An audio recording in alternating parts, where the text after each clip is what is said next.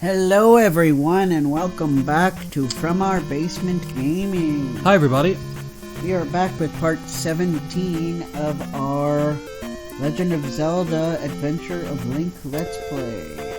That we are. I had to stop myself because I was about to say A Link to the Past, but no, that's not this game. No, that's a different... Jumping ahead a little bit. Yeah, a different adventure starring Link and Zelda and Aghanim. Yes, no Ganon. Well, no, there is Ganon. I lied. Ganon exists too in that. Right. Liar! Liar! It would technically have been a spoiler if we didn't know ahead of time. True. I know it's been 32 years, but yeah. Sorry, I'm eating my snack. That's okay, my man. There's creepy. Oh, crud. Ooh, he jumps too high. Yeah.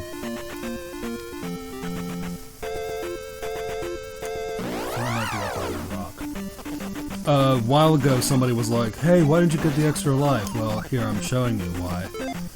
Because it's good to get that near the end, and we're near the end, thankfully, so... Yeah. Here we go. Extra life number 1. And it's not like... And they stay there, right? You mean... There's no time limit on the lives? Well, when you get them, I think they're yours. The only way you'd lose it is if you die. Right. So it's not like by walking away you lost your opportunity to go. Right. Right. So, yeah, this isn't one of those games where, like, if you don't pick it up, it disappears. Right.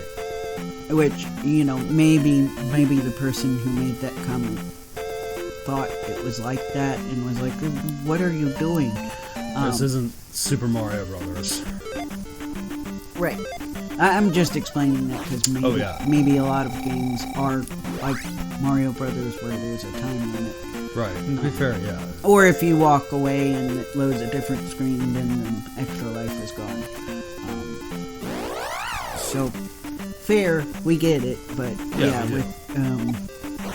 Connor explained that for this game specifically, it is a strategic move to save the lives for later. Yeah. But I think I explained that, and that was a little while ago. Yep. So. There he is. It was a while ago, yeah. Mm-hmm.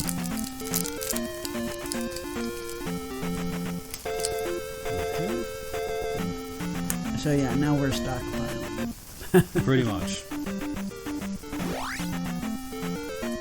Pays to have the ability to walk on water. Mm-hmm. I bet you guys didn't know that Link was Jesus, huh? Yes, all this time. Joking. We're kidding. But don't yeah. take this too seriously. Please don't take it too seriously. Don't worry, I'm not going to come knocking on your door with a copy of Hyrule Historia in my hands. Yeah. Because that was a meme. It was a meme for a while when Hyrule Historia first came out.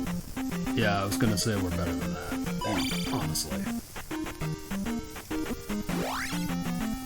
We're not going to spread the word of the goddess Hylia. Yeah, we're not like that.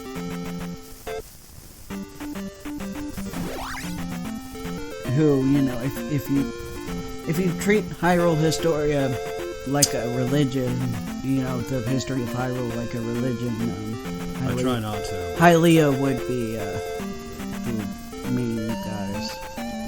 Praise the goddess Hylia.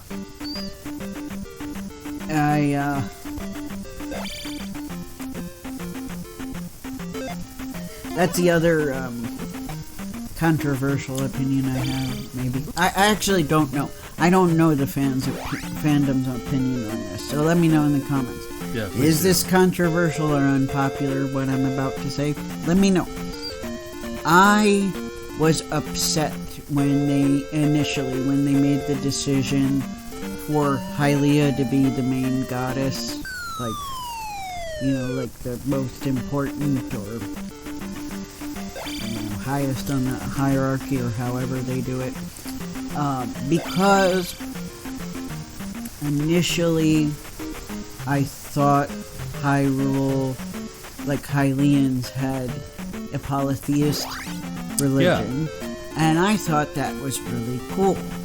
I liked the idea of there being 3 goddesses, and even though they didn't explain it, they implied in a lot of in-game dialogue and stuff that there were gods as well. So we had a multiple gods and goddesses deal, which I thought was really cool. I like that too. Because it goes against the grain of the typical European-based high fantasy, where honestly a lot of those worlds, they tend to mimic Christianity with the religion. So they tend to be more monotheist.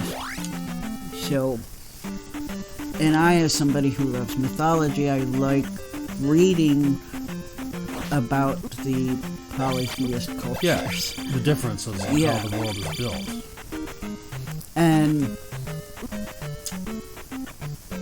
And I mean, I guess you could argue maybe that Hylian religion is still polytheist, but they just have a hierarchy system, and that Hylia is the most important goddess. Right. I would have thought Din, Fiore, and Nehru were the most important, but...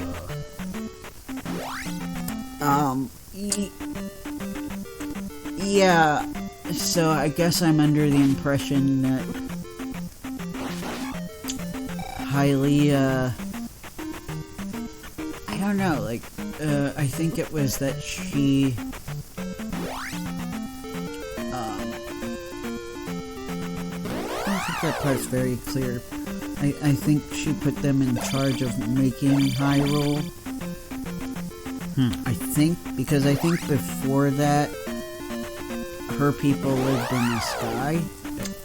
Like, that was the deal with Skyloft. Right. They were, like, the pre-Hyrule Hylians. Yeah. Who knew? And that at that time, there was no Hyrule, there was just the ground, I guess. I don't know what they called it. I haven't played through the entire game. Right. And it's kind of weird to me because I think Hyrule does exist in Skyward Sword, so I'm a little bit confused, but anyway, she had this big war with the demon Demise. Right. Yeah.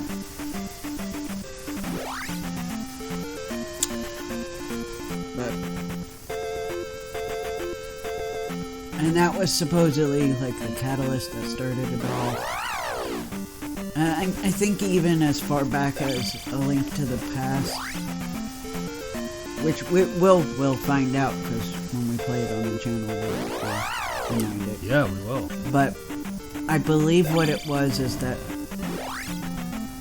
the Hylians originally lived in the sacred realm with the gods and goddesses, but they became corrupt. Yeah. So that's why they created a separate place for them to live.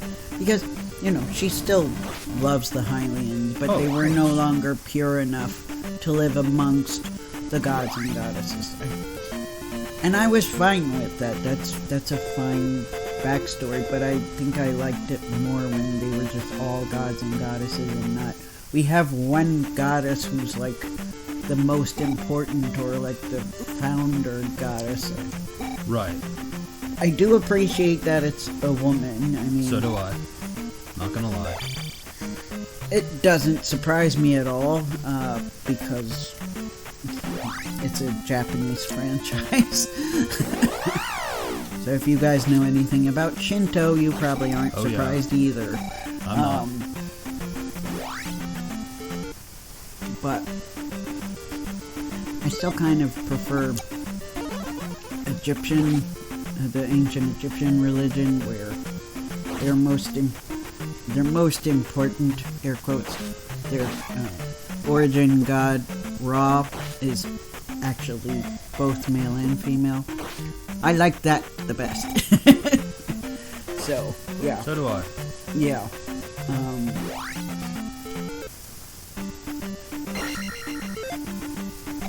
But I kind of, this is unrelated, but I'm obsessed with Egyptian mythology, so I have to talk about it when I mention it. That's cool. If any of you guys happen to be knowledgeable about this or know the answer to this, let me know in the comments, because I haven't studied much about the ancient Egyptian language. I want to one day, but I would be curious to know if the Egyptians would have a problem with us referring to Ra always with masculine pronouns. I would like to know if, and even if you just want to theorize with me, if you happen to be a fellow Egyptian mythology nerd, let me know in the comments. What do you think? Do you think they'd have an issue with that? Would they say, well, you shouldn't say that about Ra, because Ra is both? Or, I haven't studied much about how the ancient Egyptians viewed religion. Gender, I mean, not religion. I have studied how they view religion. I have not studied how they view gender much. Because honestly, the books I have are kind of old and don't talk about it much. Right. But yeah, I kind of get annoyed that at the same time as acknowledging Ra being both male and female, they also just continually say he and say God. When, in English we tend to say goddess for female. So, I don't know. It's just... It's also like a linguistic dilemma, I think. It is. Like, what do you call a god that's both? Do you say God, or... how do you do that? Same. Yeah, so... But anyway, yes, Ra is unique in that they created the other gods, and ultimately the Egyptian people by themselves.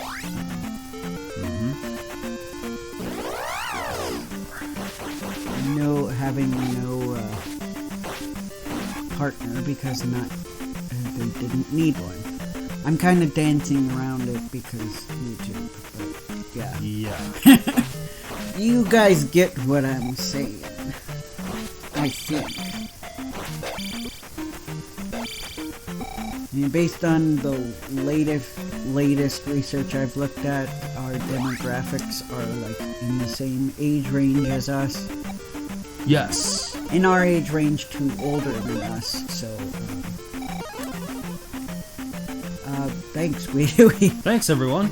We really appreciate your support. Thank you. We appreciate that some of our peers and our older brothers and sisters are here. Yes. We appreciate your watching. We appreciate this support. We need it. We don't have to feel like old fuddy-duddies because we're among our peers.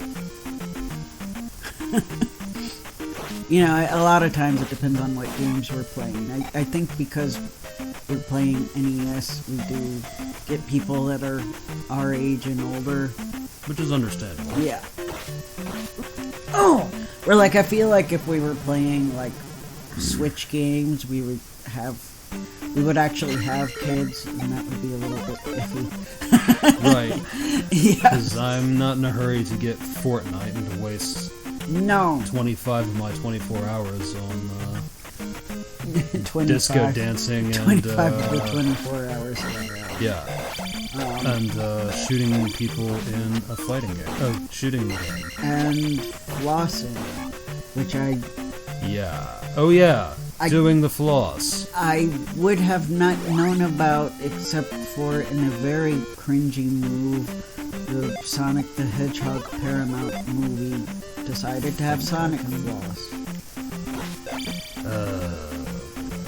I'm doing the floss. Sorry, I'm getting flashbacks of that Wheel of Fortune. And then the reason game. I heard what it was called was because the person reviewing the Sonic movie said, oh, great, he's flossing. Yes. And here I just thought flossing was what you do when you brush your teeth. Yes, because my mental image immediately went to this vision where Sonic is doing dental music with saxophone music playing. Hey, if Sonic's promoting good mental hygiene, then... Yeah, and dental too. And mental. I'm sorry, I'm not speaking right today. That's good okay. Dental hygiene. Mental hygiene important. is good too. It's good to avoid any sicknesses from bad dental care. Yeah.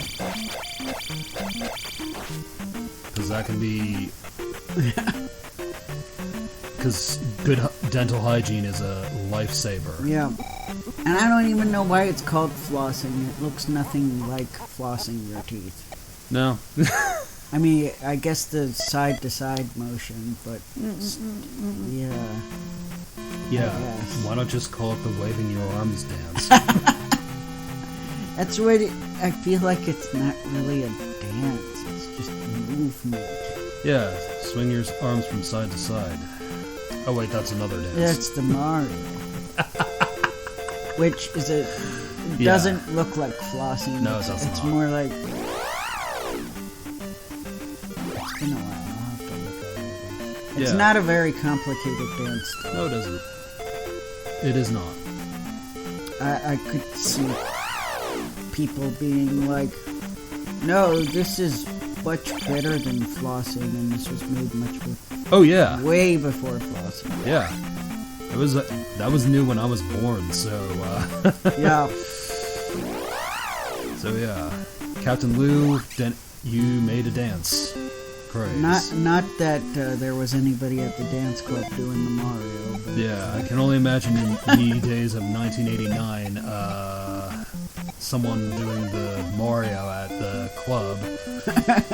Yeah, I wonder what the other yuppies thought of that when... Wow, she temporarily merged with the other old woman and was flashing. Red and orange. Yeah. That was weird. It was. We were attempting to do the fusion dance that all the kids that's the rage with all the kids these days. Yes. That Goku and Vegeta that everybody talks about. I don't know why the vegetable and the monkey are doing this weird dance, but yes. I want to be hip with the kids, so I'll give it a try. Yes. Yes, we've watched a lot of DBZ. Yeah.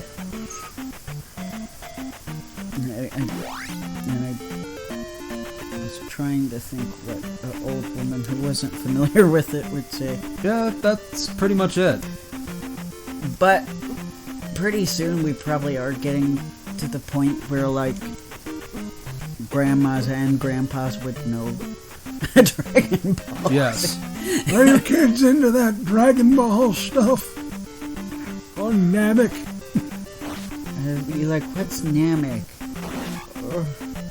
You mean they don't go to Namek anymore? Yes. You go the planet Piccolo's from? Yeah. Oh yeah, it did get destroyed, didn't it? Oh yeah. Yeah, Frieza I destroyed. thought they made a Namek too. Yeah, did they? I'm just trying to predict what they might do. They probably will, yeah. They'll be like, I don't know. It seems like I just can't get invested in the new stuff. Like, in my brain, I'm like, if we even get there, I will probably stop at Super and not go further than that, because I feel like the franchise is getting Flanderized by this point. Yeah. Like, because based on a trailer I saw of the, like, newest Dragon Ball series, it kind of looks like they're already recycling old ideas. Oof. And I don't know, maybe they're approaching it a different way, but I've heard from some of the fans that are, you know, trying to still be in the franchise that it's getting rough.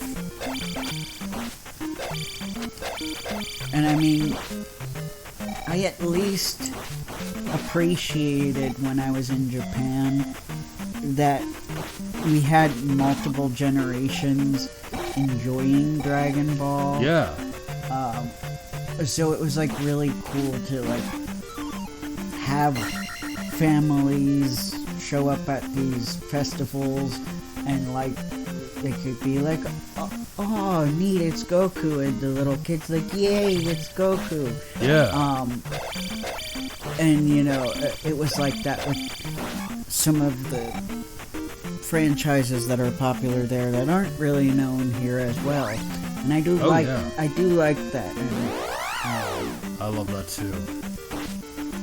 And yeah, probably.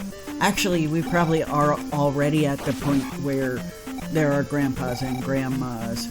Oh yeah. For like little kids who are like, oh yeah, I remember Dragon Ball, and their kids like, yeah, I love Dragon Ball Z, and the little kids like, yay, Super, or whatever the one after Super is. Yeah. Superhero is one of them too. Wow. Dragon Ball Z Superhero. And then there's the newest one that I don't think has come out yet, that I don't really want to see. I'm scared already. Well, I don't think it's going to be a thing they have the whole... I don't know if this is actually a plot point or if they were just doing it for the trailer, but it seemed like they not only made Goku a kid again, but they decided to make Vegeta a kid. And Here we go again. I'm like... Didn't we do that in GT? Yeah, and I'm like... It's probably going to be hard for me to deal with it in GT, because it is kind of weird that he's traveling with his granddaughter, and he's a little kid. He probably... Grandpa and granddaughter. Goku and Pan as... Yeah, and Grandpa currently younger than his granddaughter. Yeah. To recapture the magic of DB. And he doesn't really have any relation to Trunks, so I'd like... And Trunks. Granddaughter and Trunks. So it's a very weird... It is. To keep Bulma somehow connected. Yeah. Because they decided not to involve Bulma in the adventures. To me, that's the biggest mistake. Well, not the biggest. There are plenty of big mistakes, but one very very big mistake. Excuse me. That they made, starting as early as Dragon Ball Z, was not utilizing Bulma very well. Mm-hmm. Like, occasionally she'll do stuff, but for the most part she's in the background, because... Sorry, my voice is dry. That's okay. They do not... they never teach her how to fight. And Mistake number one. And since from DBZ onward, it really matters about being a very strong, powerful fighter. She very similarly to Chi-Chi, who knows how to fight, by the way, and is also underutilized, just basically gets delegated to being the wife, after she gets together with Vegeta. And even more annoyingly, the nagging voice. Now, occasionally, some arcs, they'll have her do useful stuff, but it's like, you should have her learn how to fight so she can actually do more. Oh. Hang on. Akila's game. I know we're near the end, ladies and gents. But yes, you were saying about... So they made Bulma Chi-Chi number 2. It felt like after she had a child with Vegeta. I say that because I have no idea if they got married. If they did, it was off screen. Which I feel, another mistake. Mind you. I want to see like an actual wedding. Let me know, guys, if they show it in Super. Yes, I want to. Because Goku got a on-scrry marriage to Chi-Chi, and that was a whole dramatic bit because apparently the world had a crack in its cauldron, and right, and really like. You know, Vegeta's a prince, so I think he'd be like all for that ceremony stuff. Oh yeah. But anyway, so there's that. It seems like, you know, once she had Trunks, she just became the wife. And, you know, she was used for some things, but like, and let me know if in Super they like finally have her fight or something. I kind of doubt it though, based on what little I've It'd be amusing. seen of Super. Yeah, because I'm like, okay, here's the thing. I mean, maybe this is a failure in writing Vegeta as well, but I'm like, my thought process is, if I was Vegeta, I would teach Bulma how to fight, because I would too. I mean, think about it. Vegeta's a Saiyan. He was raised as a Saiyan. I think he would want his wife to be able to defend herself, because I think it would hurt his pride if you know, he didn't teach her how to fight. Like, right. I mean, you know, like, wouldn't that be a failure on his part as a husband? Because the Saiyan race is all about being a warrior race. I mean, you could just give me like Vegeta's trying to convince her, and she's like, "No, I don't want to fight." You could at least give me that, but you didn't even give me that. Like, if you're not gonna teach her how to fight, explain it in the narrative why.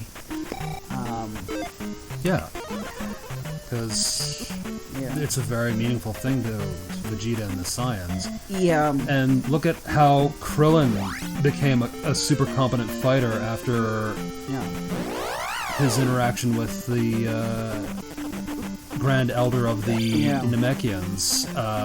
He got a huge boost.